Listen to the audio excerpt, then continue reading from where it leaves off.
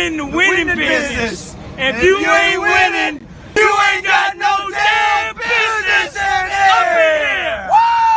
One love, baby. Yeah!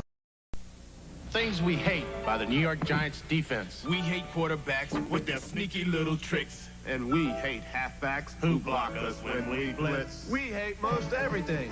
But we love Pepsi Light. Refreshing Pepsi Light. That little touch of lemon makes it taste so right. Yeah, we hate most everything. But we love Pepsi Light. Pepsi Light. It's 1 calorie men love. Pepsi Light. What's going on, y'all? It is Kyle Pizzle, and hope you guys are having a good night. I was going to do a video and decide, fuck it, we'll do it live. Okay, we're going to do a live. Just go ahead and do a live stream. Nothing crazy, nothing long. Just want to talk about some of the things about what's going on with the Giants. Just some personal thoughts, you know, from a fan perspective. No BS, just how I feel. Okay, so appreciate you guys joining me. If you didn't catch this live, obviously it will be in video form and you can watch it then. So the Giants currently set 3-6. You know, I want you to know. Here's one thing I want you to know about Pizzle. Okay.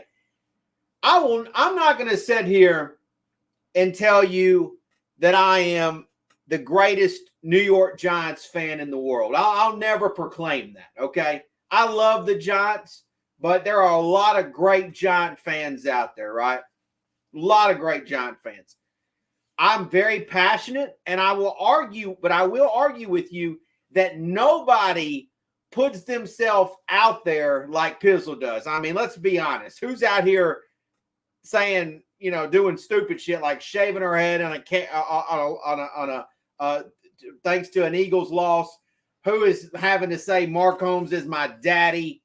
You know, I mean, I'm out here just doing stupid shit with booger eaters. I'm losing the strap to some geek. Michael Anthony, where's the fitness? I'm eating crow in these post game videos.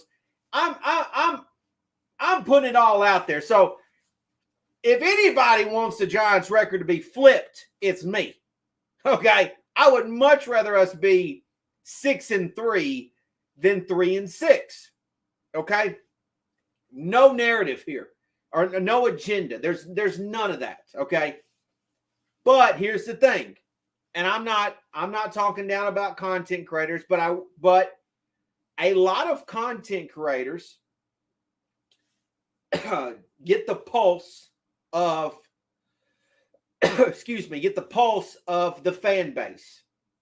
They gauge what is popular within the fan base. For example, if the majority of the fan base said that Daniel Jones was not the guy, that's what they say. Pizzle doesn't do that. I say what I feel. This is what I feel. And here's what separates me is that over 14, 15 years on YouTube, I have no problem eating crow when I'm wrong. No problem. I accept that 100%. So if I'm wrong about something, I have no problem saying I'm wrong. I think that's what makes my channel great. When I'm right, though, you best believe I'm going to celebrate it. No question about it. Here's the thing that's crazy to me. Before we start to gauge through these games or dig through these games, I can't believe. I don't know. Maybe I should believe it. I can't believe how much hate Dave Gettleman gets. It really boggles my mind. It really does. And I know that this year isn't all what's happened this year. I know some of it has to do with 2018, 2019, 2020. But you can't. I 100% believe this. You can't like certain players on the roster and then come back and tell me Dave Gettleman sucks. That doesn't even make sense to me. That's like if I go out and buy a Chevy. If I go out and buy a Chevy car and I bring it to you and I'm like, look at my new Chevy. And then you say, yeah, oh yeah. And then I tell you, yeah, I think Chevy sucks. What? You bought a Chevy, but you think Chevy sucks. What? That doesn't even make sense to me. When I look at the roster, okay, when I look at the roster of the Giants roster, I look at it and I ask myself, is this a good enough roster to win ball games? I think it is 100%. And I want to go through this and look at these games and analyze them and look back, because at the time there was an instant reaction to these games. Okay. For example, week 1, the Giants lost 27-13 to the Denver Broncos, right? I think we would all say that score was actually worse than it really was. You know, we didn't really lose that game by 2 touchdowns. We lost that game by more than 2 touchdowns. And I think a lot of us Giant fans would argue that's a bad loss, but they just got done beating the dog piss out of the Dallas Cowboys. That's facts. Okay, that's reality. And I don't really know what to make of the Denver Broncos, because really they're sitting in a division right now in the AFC West that seems to be up for grabs. Okay? Clearly up for grabs. Anybody can win. You can't tell me right now definitively that the Kansas City Chiefs are going to win the AFC West. You can't. You honestly can't. So to me, all 4 of those teams have an opportunity to win that division. Week 2. Okay, so going back to week 1 real fast. Could you put some blame on Dave Gettleman for week 1? Sure. Yeah, I mean, that's fair. That's fair. I think I'm open to that, because the Giants relatively, should have been in a good spot to compete well in that game, and they got blown the fuck out. Okay? So if you want to give blame for Dave Gettleman for that one, fine. Week 2, the Giants play at Washington, short week, on the road against a division rival, in a game that the Giants should have won. And I'm not here to make excuses. I'm just being honest. The Giants should have won that game. Dave Gettleman did not push Dexter Lawrence over the line of scrimmage to cause him to go off sides. He didn't. And I'm not pinpointing Dexter Lawrence as the reason why we lost that game, that moment. There was obviously the Daniel Jones pass to Darius Slayton that so many Giant fans love to bring up. There's that play. There's multiple plays, but the fact is the players on this New York Giants roster should have made the plays to win this game. So the Giants start this season 0-2. And in reality, should have probably been 1-1. That's reality there. And here's the thing about it. We had so many content creators already at that point saying that they were already throwing in the towel and already pinpointing Dave Gettleman as the reason why the Giants couldn't succeed this year. Which is funny to me, because you're looking at a 17-week schedule, or 17-game schedule here, 18 weeks, but 17 games. In the past, they would tell you that if you started 0-2 in a 16-game schedule, then you weren't going to probably make the playoffs. You can't tell me that 0-2 in a 17-game schedule, you can't make the playoffs. You can't tell me that, because we've never seen it before. We've never even experienced what a 17-game schedule is.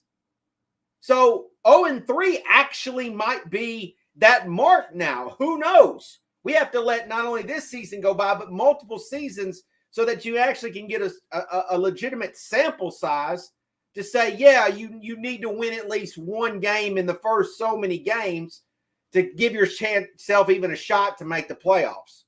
But We had content creators and so many Giant fans already writing them off after 2 games.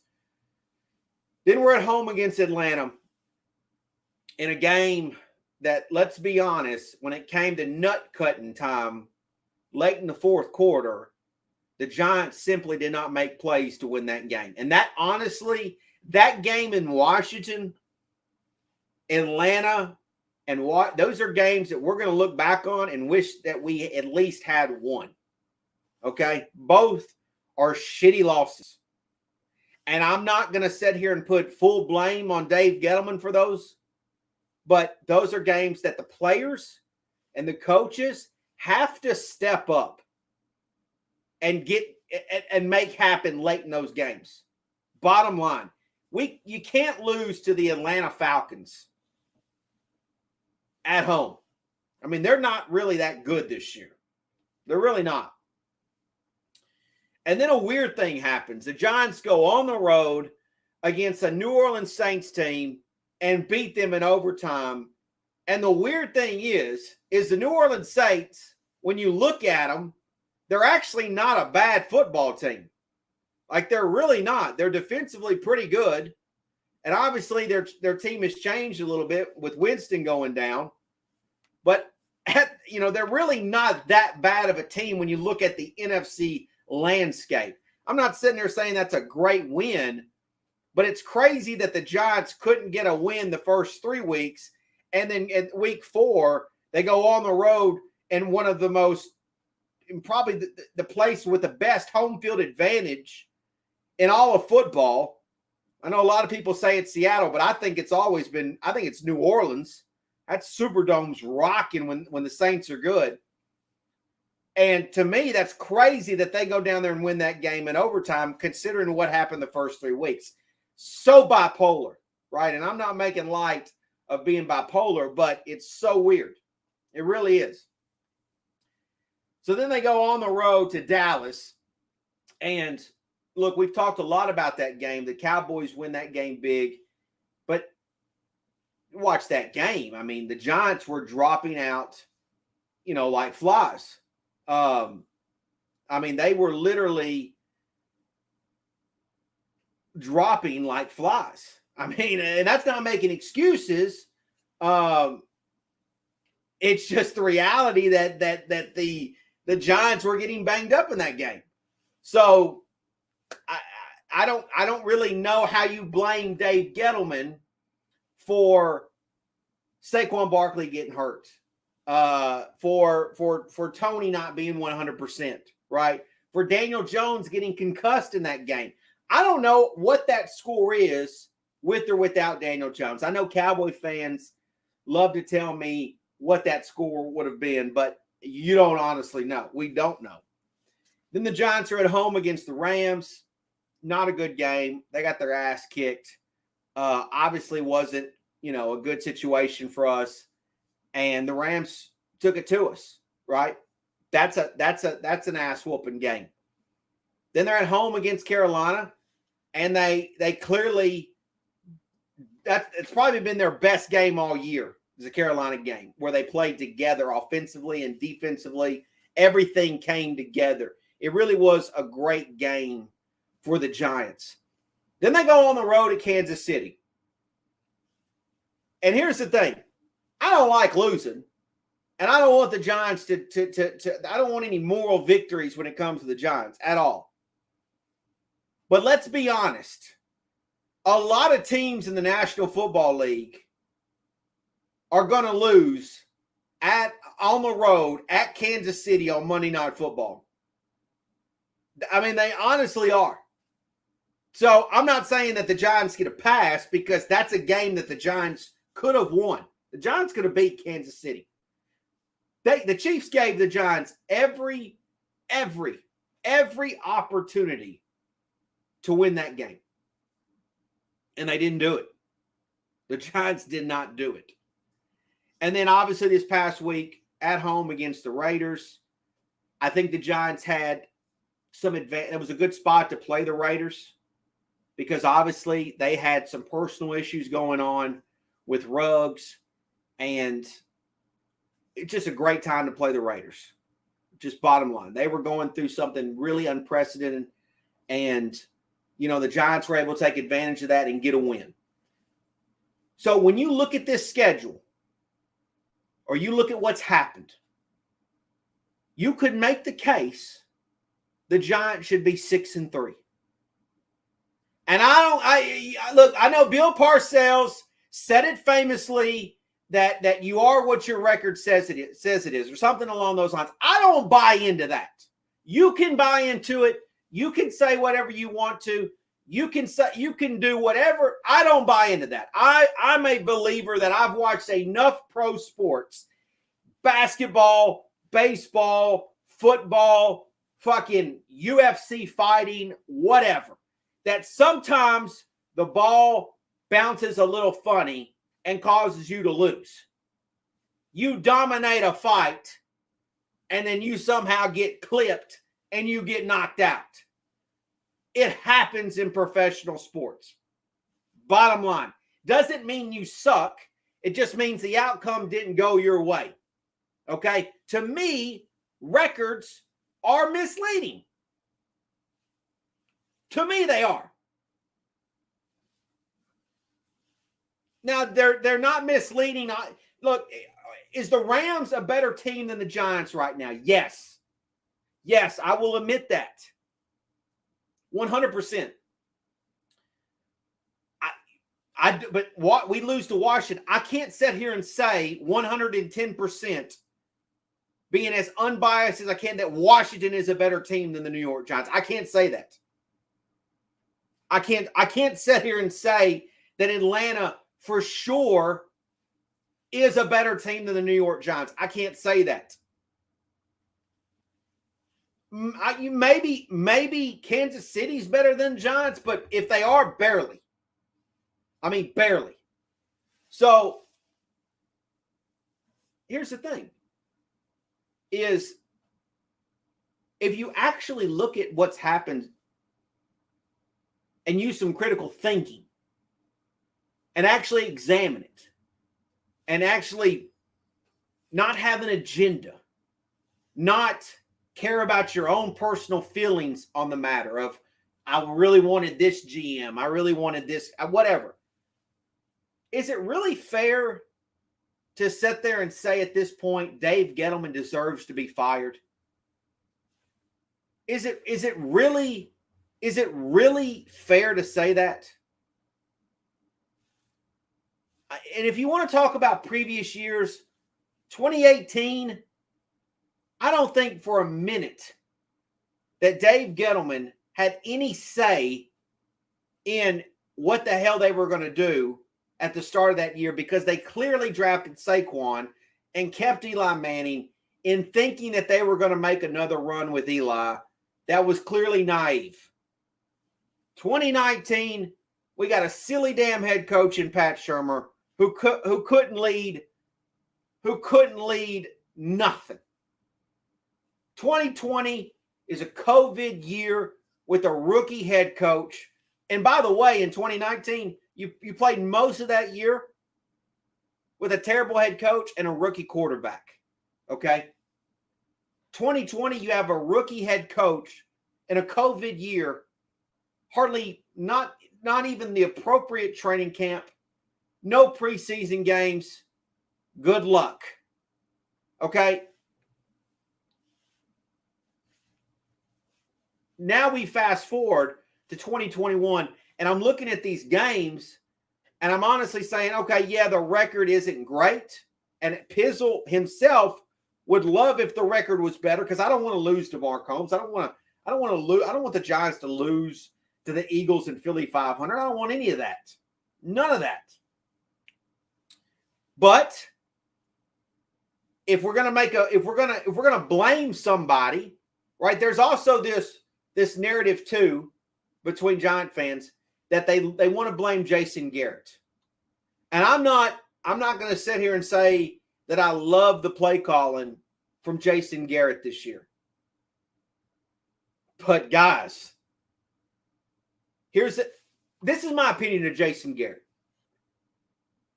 He spent a lot of time with the Dallas Cowboys, and their offense at one time in Dallas ran pretty well.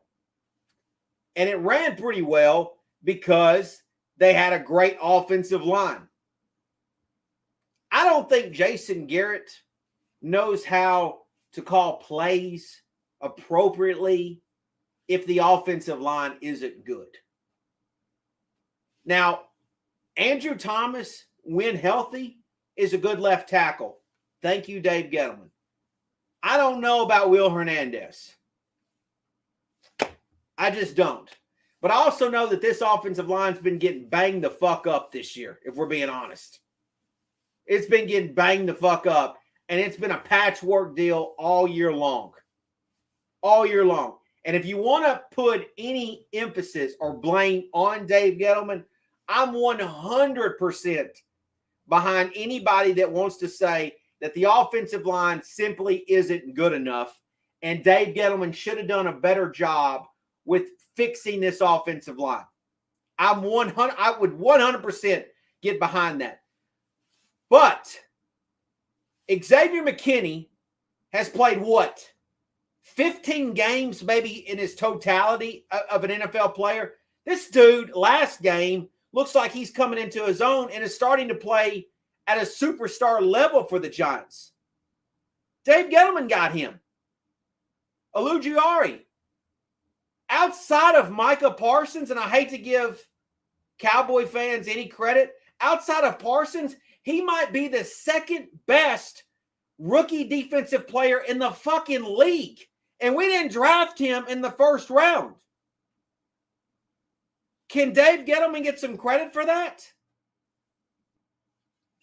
I still haven't heard the credit for not taking the Haskins instead of Jones. I still haven't heard that credit yet. I haven't. I honestly haven't. How about Kadarius Toney? How about Kadarius Toney? So many Giant fans all of a sudden love Kadarius Toney. And I think he's fun to watch when he's playing. They for some reason something's not right. That's not getting him in the lineup more. But you get him where you get him in the draft and you get an additional first round pick.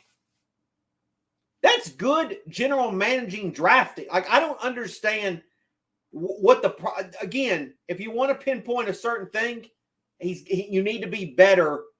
You need to be better in this area of the team, for example, the offensive line. Then cool. But again, I think the thing that's holding Dave Gettleman back the most is the fact that a lot of his players that he's picked cannot stay healthy. Daniel Jones has had that problem. Saquon Barkley clearly has had that problem.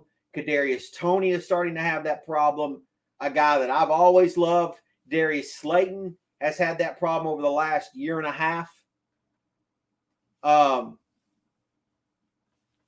Couldn't, the DeAndre Baker shit was a disaster, right? I don't know how. I don't think you can blame Dave Gettleman for that.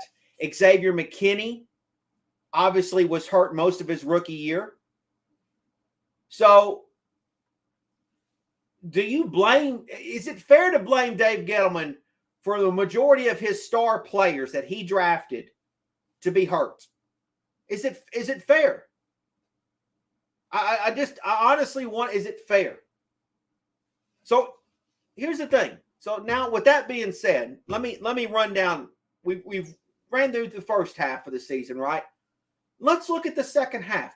Before you go and buy into all of the other bullshit content creators, nonsense, hear me out for a second. Because they've already fired Dave Gettleman. They've already fired him. Hey, let me tell you what. I will 100% say he looks like Mr. Penguin off of Batman. I'm old enough to remember that movie, and I'll 100% agree with that. Okay? I mean, no doubt about that. So let me run down the list of games here left. On the road, so obviously bye week. And then we go on the road at Tampa. I don't know what to make of that game because Tampa's not really that good defensively. They're really not. I like the fact that we're on a bye week, which gives us an extra week to prepare. If there was ever a team that I would like to see that we get an extra week to prepare, I like that. I'm not going to sit here and say I'm not going to sit here and say we win that game just with 100% confidence, but I'm not saying the Giants don't have a chance in that game. I think they absolutely have a chance. We played them neck and neck just a year ago, and I think we're a better team than we were a year ago. Then we're at home against Philly. I think that's 100% a winnable game. 100%. Without a question. I 100% think we can beat Philly. So let's just say we lose to Tampa, go 3-7. Then we beat Philly. That's 4-7. Then we go on the road to Miami. I think we can win that game. That gets us to 5-7.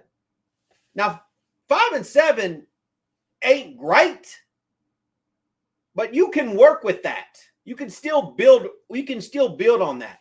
Then we go on the road at the Chargers, and I feel like, and of course, we're a month away from that, so a lot of things can change. I think that game is also a possibility. I really think that game's a possibility for the Giants. I really do. But let's just say, for the sake of it, let's just say the Giants lose that game. Let's just say. So that gets you to 5-8. Then we're at home against Dallas. And I'm going to tell you right now, I really think we're beating the Cowboys the second time around. I call me biased, call me what you want, but I have a feeling after the way the first game went, that the Giants, that's going to be their fucking Super Bowl, is the second game they play Cowboys. That's what I 100% believe. So if we win that game, that gets us to 6. That gets us to 6-8. Then we're on the road at Philly the day after Christmas. We're winning that game. We're sweeping Philly this year. We're fucking sweeping Philly, no question about it. 7-8. Then we go on the road at Chicago. We get a double victory there because not only do we win that game, but we also it helps our draft status with Chicago losing. So to me, I think the Giants get to 8-8. Headed into the last week of the year, playing against Washington, who I feel like we can win that game after the bullshit to say. I think we can get to 9-8. I 100% think the Giants can get to 9-8. A winning fucking record. So if the Giants have a winning record, 9-8, which, by the way, 4-4 right now gets you into the playoffs because Falcons are the 7th seed. I think 9-8 is getting you in the playoffs. And by the way, going back through the record, and so some of you might say, well, Pizzle, there's no way you finish at 9-8. That would mean that you guys are playing 500 ball. If you wipe away the first 3 weeks, and I understand this is woulda, coulda, shoulda shit, but the last 6 games, the Giants are 3-3. We're playing 500 ball. And wins against New Orleans, Carolina, and the Raiders. 2 of those teams have winning records. I don't know, what is Carolina's record right now? Carolina's 4-5, but they were 500 last week. It is not out of the question. It is not out of the question for the Giants to finish 9-8. I don't think it is. I understand I got some Eagle fans in here that don't like this. They call me delusional. That's fine. That's 100%. I mean, that's fine. I think from what I've seen after getting blown the fuck out by basically the Cowboys and Rams since those games, the last 3 games, Carolina, Kansas City, and the Raiders, out of those last 3 games, The Giants finished 2-3.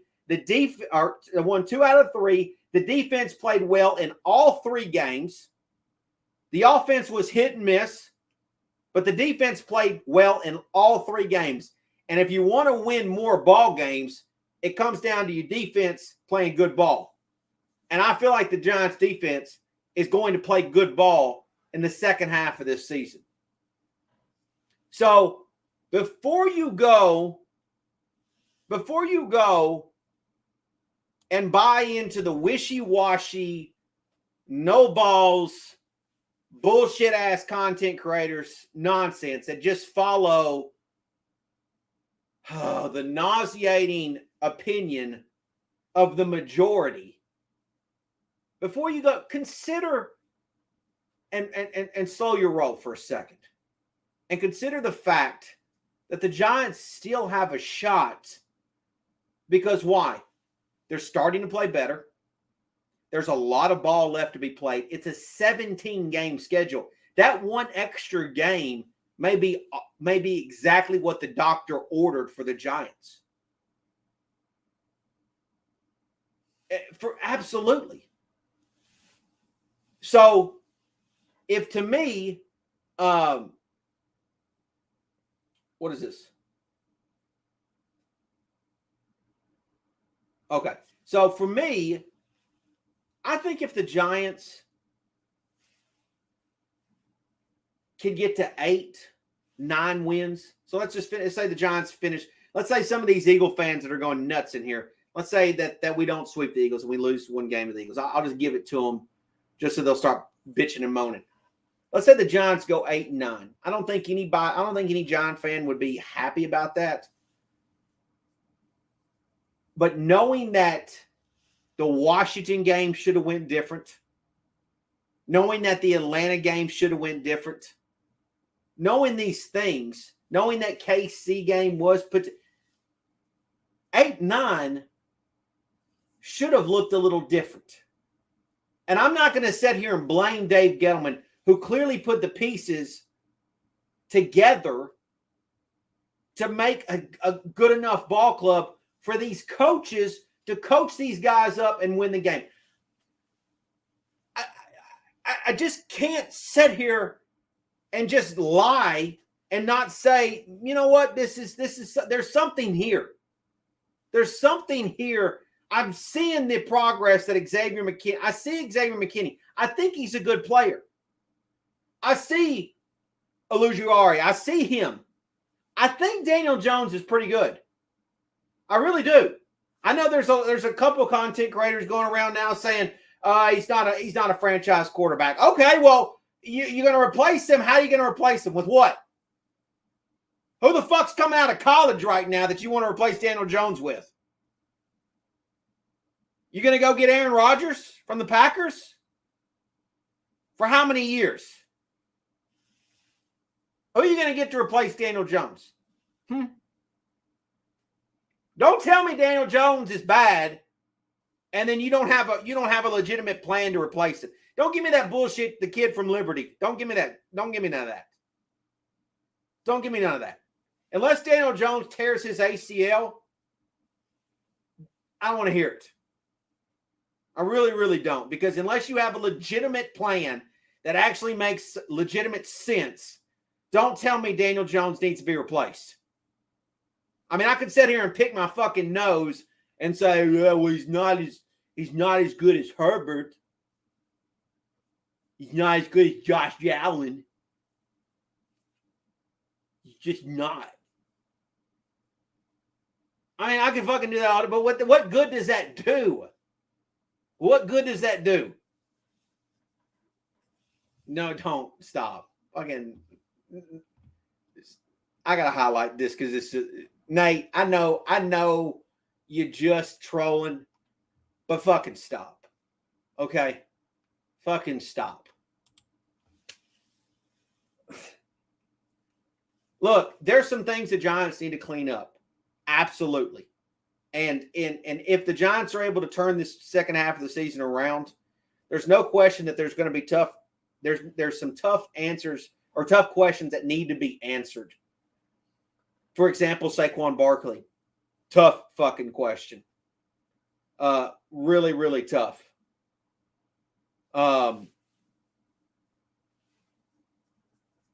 There's just, I mean, there really is. And Jason Garrett, what is the status of Jason Garrett going forward beyond 2021?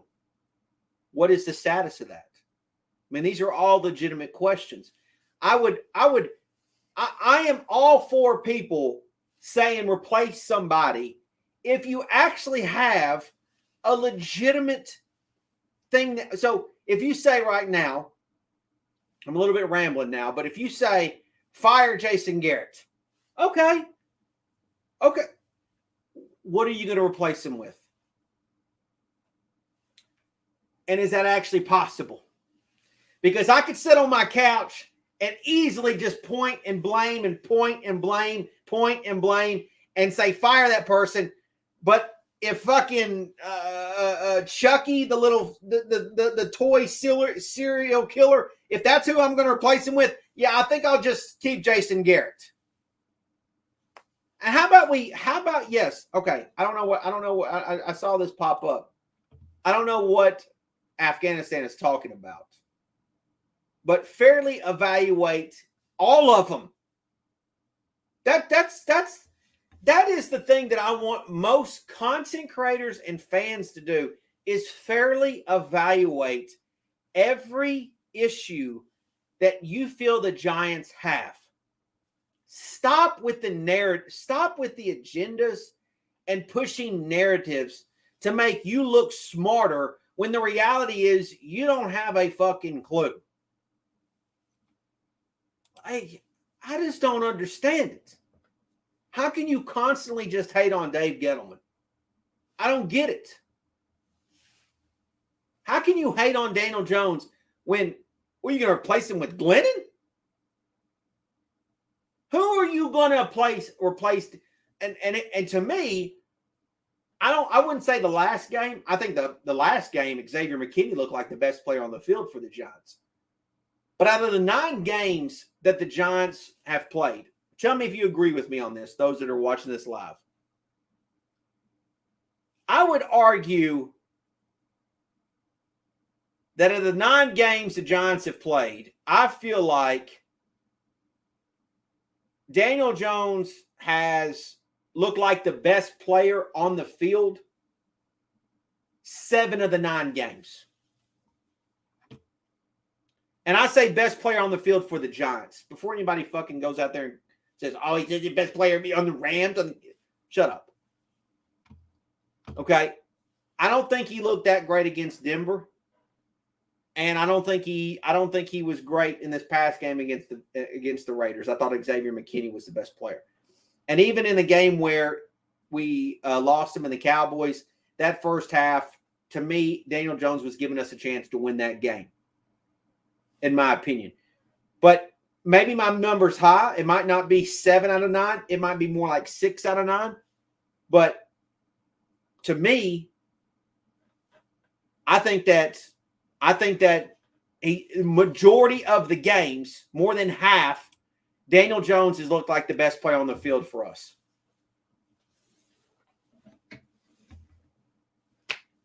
I firmly believe that. And by the way, I really don't want to bring this up, but just because it's in the news right now,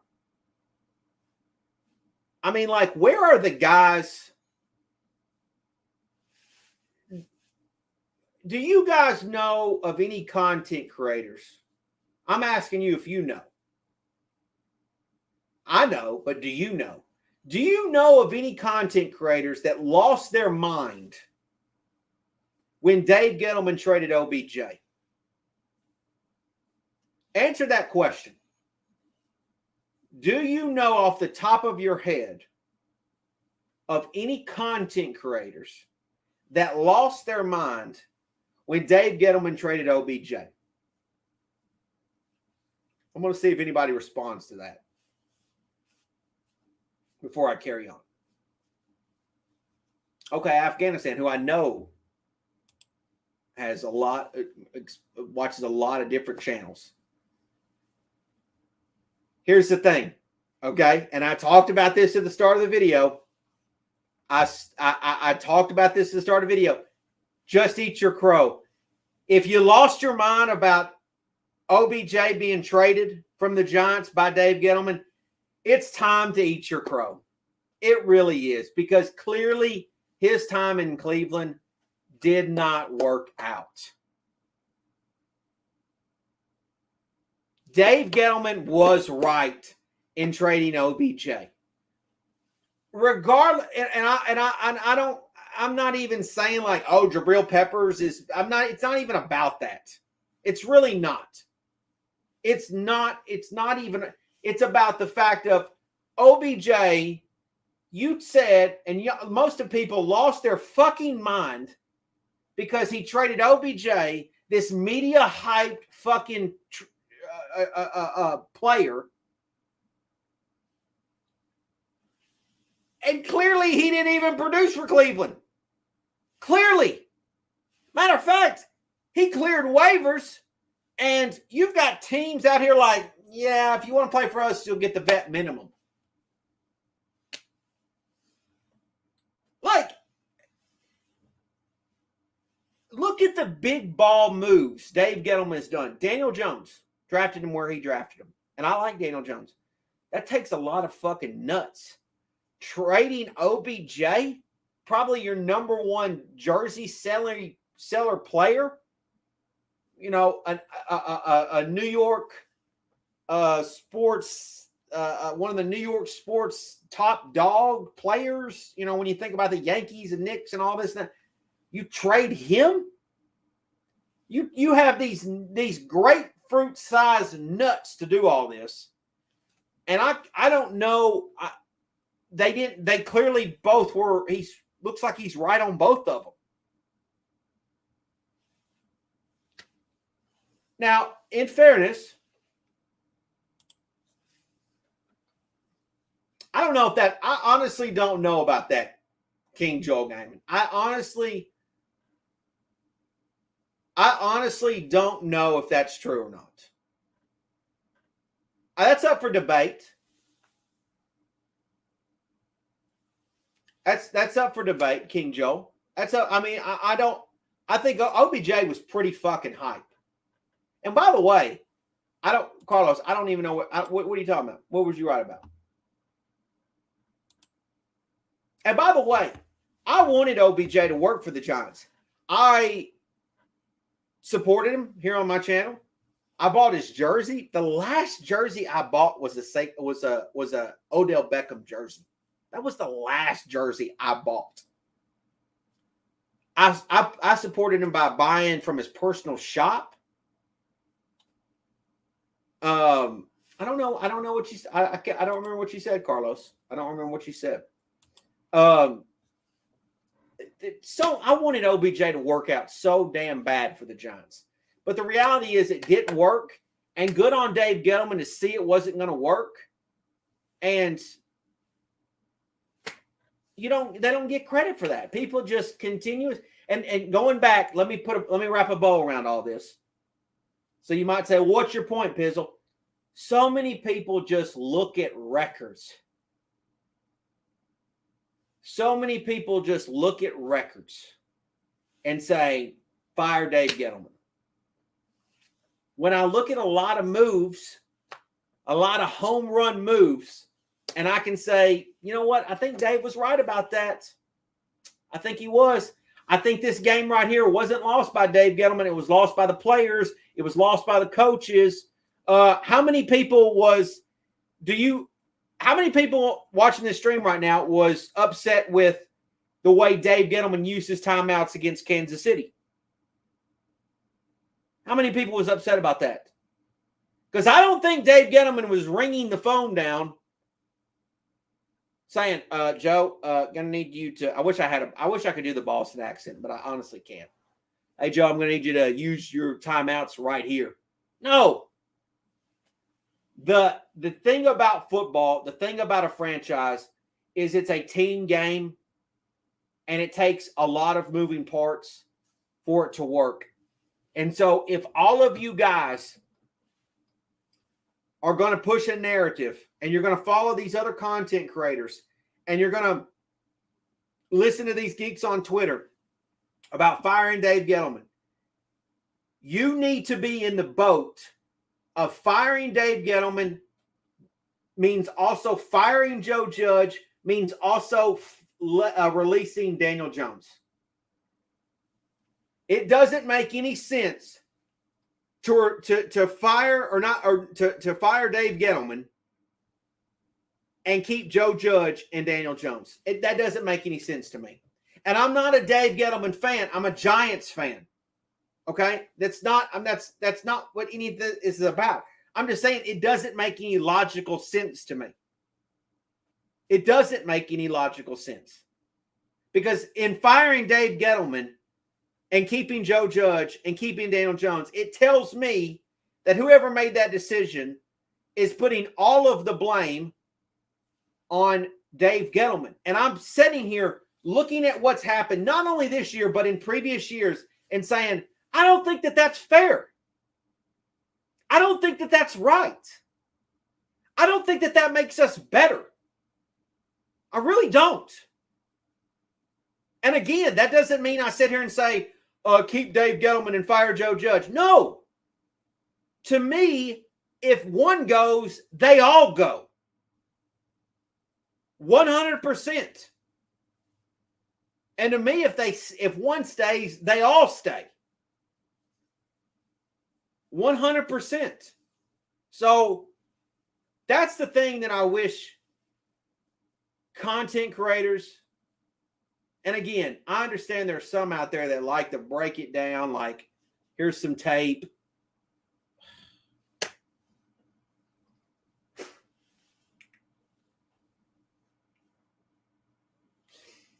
I'm going to tell you something. The tape watching on YouTube, unless you listen, this bothers me. I'm going to give you guys a pet peeve of mine, and then I'm going to wrap this thing up.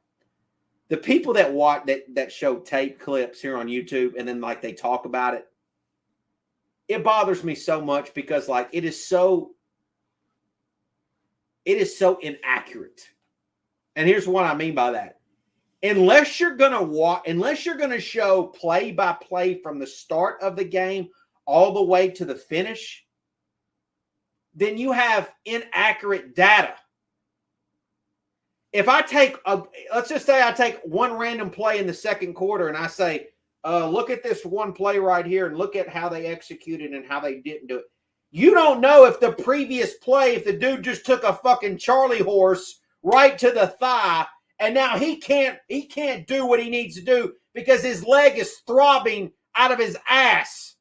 Yet you think it's a great opportunity.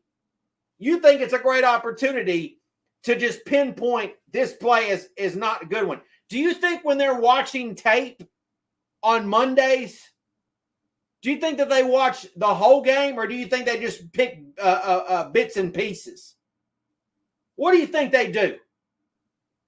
They fucking watch it from start to finish.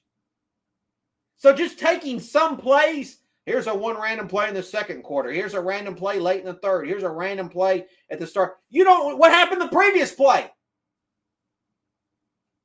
Tell me what happened the previous play. You showed a bad play? Show me 10 of them. I want to see 10 of them. That pisses, that's so, it's so dumb when people have these agendas and they look through these games, this like people that, and here's the thing. I know there's a lot of content creators that love to hate on Nate Solder. Why do they love to hate on Nate Solder? Because the opinion is amongst a lot of Giant fans that Nate Solder is not a good player. I would argue that Nate Solder actually is on the field and actually trying to help the team win, whereas Andrew Thomas, who isn't on the field, who is hurt, isn't out there. So let me ask you, which one's more valuable? The guy actually out there on the field trying or the guy on the sidelines in street clothes? Which one? Which one's more valuable? Let me repeat that for the people that had earwax in their ears. Is the player who's actually on the field trying to help the team win, Is he more valuable, or is the guy sitting on the sidelines in street clothes, is he more valuable? Which one? Which one? So here's the thing. All these, again, the narrative is push, agenda. If I was to sit here and just flip through all these plays, he did okay there, he did okay there, he did okay. Oh, here's a bad one. I can make a point here and say how bad of a play. That's bullshit. That's so much bullshit. So to me, if you're gonna play the tape game and you're gonna show tape here on YouTube, start to fucking finish, all 3 hours. Do a live stream, do a video for 3 fucking hours flipping through tape. Otherwise, don't do it, because it's bullshit. And I know a lot of you guys like to eat that shit up because you're thinking like, oh, I'm really getting into the game. It's bullshit. I'm just telling you, it is. I mean, that's like if I made a video tomorrow and say, hey, Graham Gano, if he would just flex his right ass cheek a little bit more before he kicks, he could pick up 5 more yardage in his distance of his field goal kicks. And you can't question me because I watched the tape. I mean, fucking really. Anyways, I'm just rambling on now. I got into a pet peeve of mine that's just so ridiculous. It's part of watching YouTube change into what used to be people that came on here and just said, you know what, I'm a fan. I'm going to have a good time. I'm going to drink some beers. I'm going to make some videos. I'm going to make some friends, have some laughs, support my team, yada, yada, yada. Now everybody thinks they're a fucking expert. And by the way, one more thing. Take note. I'm going to leave you this. I'm going to leave you with a little gem here. Okay? It's a freebie right here. Take note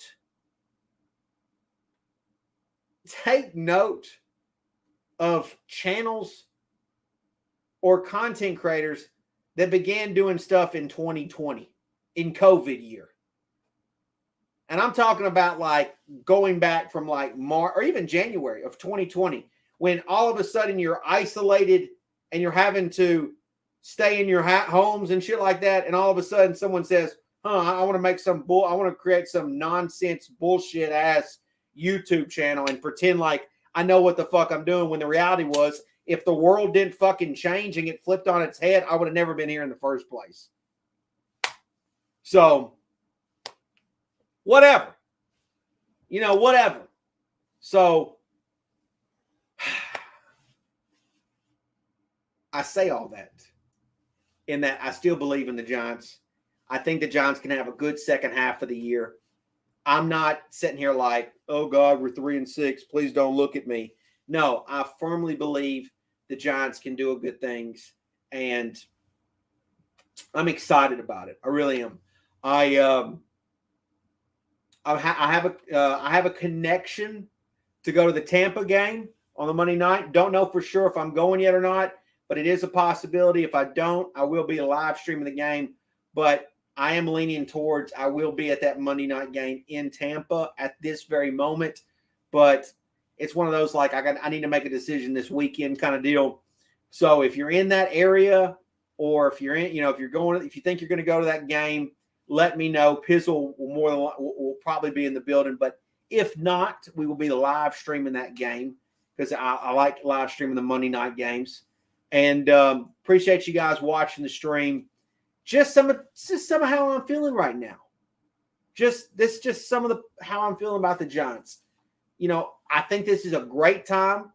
I think the bye week came at a great time because guys like Kenny Golladay, guys like Saquon Barkley, guys like Kadarius Toney, even Slayton could use it. Like, if we get these guys healthy and can make a big push, who knows what can happen in the season? I don't think the Giants will win the Super Bowl this year. I mean, it's just not going to happen. But doesn't mean that we can't have some fun. Doesn't mean we can't make a playoff push and have a fucking good-ass time in a playoff game. That'd be awesome. mean, that would be super fucking cool, right? To get back there. We haven't been there since 2016. Like, let's go. Like, as a Giants fan, instead of like being sad and depressed about wanting that somebody, I'll fire this guy. Like, why be sad and depressed when we can flip the script and have this narrative and this push? Let's do it. Let's fucking go get it. Why not us? Fuck, it ain't like, I mean, the Falcons 4-4 is in playoff position right now. That's reachable. That's we can get that. Anyways, have a good rest of your night. It's Pizzle. Peace.